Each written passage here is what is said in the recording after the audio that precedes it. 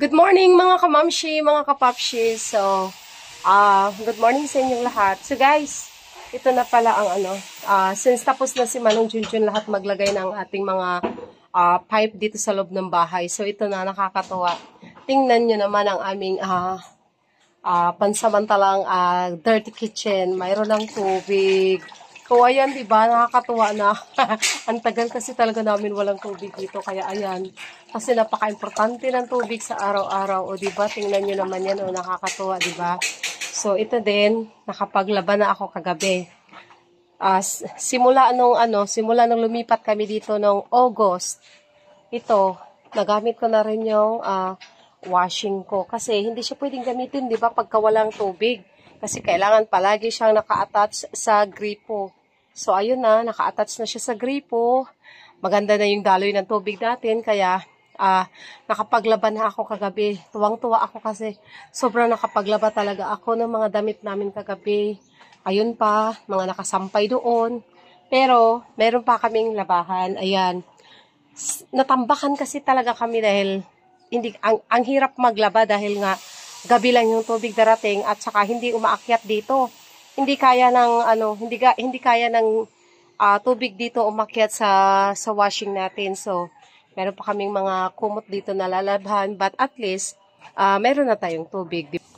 So, dito naman si Manong Junjun nagtuloy-tuloy na dito sa kisame dahil tapos na yung niya.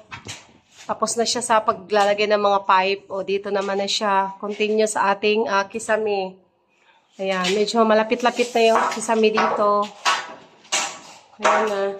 Si Hamlet naman, busy sila ng aking pinsan sa paggawa ng forma para sa pundasyon ng porch. So, ayan. Si Hamlet na tagabantayan. So, siya ang parang ngayon. Siya yung master dyan ngayon sa labas. Dahil si Manong Junjun naman dito. Yan, so kanya-kanya sila. Master po din siya sa fighter.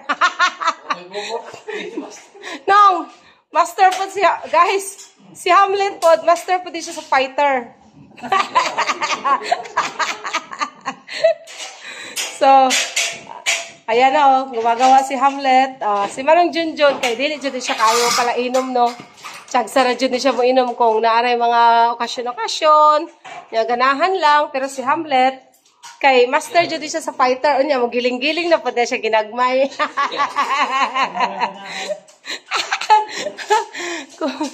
Pero, man dyan ang life, no? Kailangan mag-enjoy ta. Usahay kay, lisod po kayo sige nagtrabaho, Hamlet, no? Kailangan na po yung happiness. Lang ba? Balance lang ba? Lisod ba po sige pong inom? So, balance, pagkatapos ng trabaho, minsan, once a week, ginagbay nga happiness, fighter. Tagpila binang fighter, Hamlet? 41. 41. Times a week. 3 times a week. Ha? Mas mura na siya kaysa beer, no? Oh, mas mura siya kaysa mag red horse. Kaya ang red horse kuan kanang pila ang usa ka kuan. Pero ang red horse lang nung kay dili siya sakit sa ulo nung. Amo lang ang kainaman. Sakit lahat. Pero so ni Clifford lami ko no. Sakto lang. Nakainom ka na siya mutso no. Mutso kay pero okay man ko no. Okay man ko ng beer. Basta ingon ang beer ko no dira sa aton. Nice daw. Oo. Dito maligo sa beer. Oo, nya ganahan na siya sang San Miglite. Oo, ganahan siya sang San Miglite. Mas kami man ang beer. Na naman. Kung libre. Amo Hamlet dili lang naman beer eh. Maski nano, basta libre lami gayod. Di ba no? Nagani libre kay kaon, kalami gani ikaon kay libre man. Pero kung swayan nimo nga ang ikaw mo gastos sus kasakit sa buot. Nagkaon ka gani pero naghuna-huna ka na pilay mo mabayran. So guys, yan pala ang nilalagay ni Manong Junjun. No? Ang tawag sila no, metal faring, no? So, metal faring. Frame. Dili na metal faring. Metal faring. Amoy na imo pang frame. Okay. So, tayong mga walang alam, no? Ang hirap. So, ano pala yan? Yun yung pang frame ni Manong Junjun, ang metal faring. So, ginamitan pala namin ng PVC panel ang aming ceiling at saka Hardiflex. So, Hardiflex, metal faring, PVC panel, yun yung ginagamit namin dito. Unsay ko ano katong gagmay no, unsay tawag ano katong gidikit ni kaniyo kanang gidikit nimo sa kilid kana. Ha? Molding.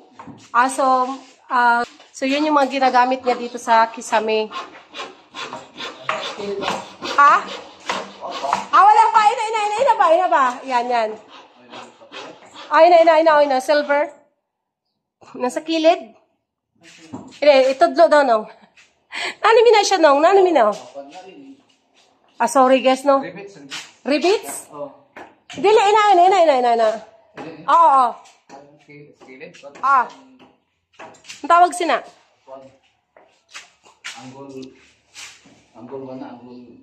Anggol. Nakalimot na si Hinong Junjun. Basta yun yung gamit niya. Anggol daw. Kalimot na siya. So, yun yung gamit niya dito, guys. Wall angle. So, wall angle. Wall angle, metal faring, PVC panel, og Hardiflex nga. 3/4, no? 1/2.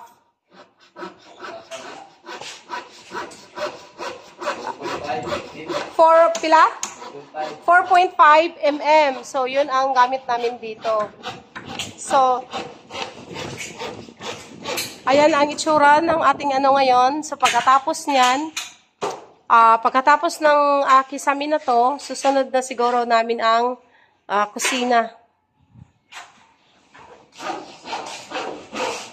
So, ito yung dito yung magiging kusina namin. So, ayan. Kitchen.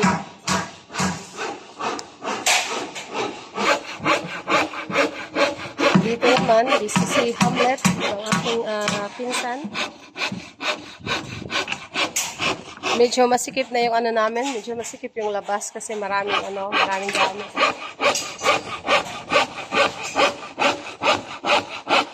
So, dahil Sabado na ngayon, so baka mabuhusan nila to mga Monday. Kasi pupurmahan muna nila ngayon.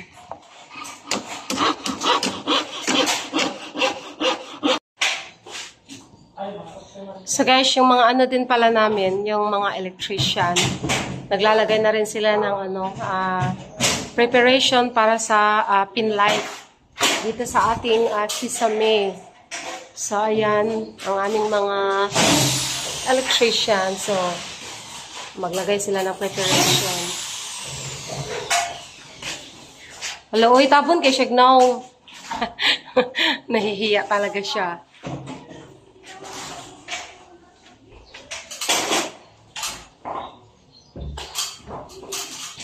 So sila naman dito, busy sa paggawa ng forma sa ating pundasyon.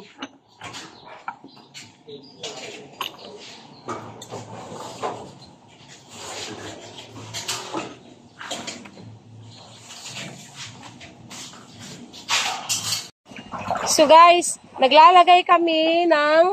Hello kuya! Naglalagay kami ng mechanical float switch para pag nag-stack kami ng tubig, hindi na namin kailangan mag-antay-antay para automatic na siyang mag-o-off kapag napuno na siya at kapag wala namang laman, naman siya, ang tawag nun? Sa Tagalog ba? Gagana na naman siya. So, kaya yan si Manong Junjun, pumasok siya dyan, lilinisin niya yan, at nilagay niya yung doon, mechanical float switch. Kaya ipapakita ko sa inyo ha. Dara nung Yatubang lang nung Yatubang nung. Tagawa dara nung, kung makita ang galing mo nung sa camera nung. Nanong, sige, atras pagamay nung, ipakita nung. So, ayan yung mechanical float switch na nilalagay namin dyan sa ilalim para automatic mag-turn and off ang ating pag-stack ng tubig. Ayan. So, Ayun, di ba? Para siyang bola, ang laki. Oh, di ba? Ang galing guys, no? Hindi na yan kailangan gumamit ng kuryente. So, walang kuryente na gagamitin dyan. Patayin ko ng gumamit ng kuryente. At ito naman yung mechanical float switch, pero ito naman yung electrical naman to. Ito naman yung gagamitan ng kuryente. So, ayan, ganyang kalaki ang deep well namin or yung hello! So, ito, ganito kalaki yung istaka namin ng tubig, yung deep well namin. So, ayan. Yun. Ganyan siya kalapad. Ano yan? 4x4 ang kalalim niya at saka yung kalapad naman niya is 4 din, Hamlet, no? 4x4 ang lapad. 4x4 ang lapad. Ang kalalim? Ang lalim 5. Yung kalalim niya pala is 5 and then 4x4 ang kanyang kalapad. So, ayan. Tinanggalan talaga nila ng tubig para bagong tubig na naman yung ilalagay namin. So, diba? Hindi talaga matuloy-tuloy yung trabaho namin dito dahil pero kami mga extra nga mga trabaho kagaya niyan, oh. Ayan. So, guys, yun yung mechanical float switch na hindi mo na kailangan gagamitan siya ng kuryente kasi kapag aabot na siya sa level kung saan siyang mag-i-stop. So, ipapakita ko sa inyo kung paano. So, Hamlet, paano nga ba siya mag-off kahit na wala siyang gamit na kuryente? Kasi ganyan lang siya, guys, oh. Yan, kung saan siyang magaganyan kapag umaabot na siya sa level. Oh, see, di ba? Nag-i-stop yung tubig. So, ganyan ang mangyayari. Kung saan siya mag-i-stop kahit hindi mo siya gagamitan ng kuryente. So, ngayon kasi, gumagana na yung makwas namin, kaya automatic, nag-o-okay na siya. Wala kami ginagamit na nag-i-stop kami ng water from makwas to deep well, pero wala kami ginagamit na water pump. Kasi ano lang yan, normal na nag-i-stock lang ng tubig. Kasi yung water pump ginagamit namin para naman doon sa water tank. So, ganyan lang siya kasimple, guys, oh. Diba? Ang sarap gamitin. Tingnan nyo naman, oh, ang ganda. Diba?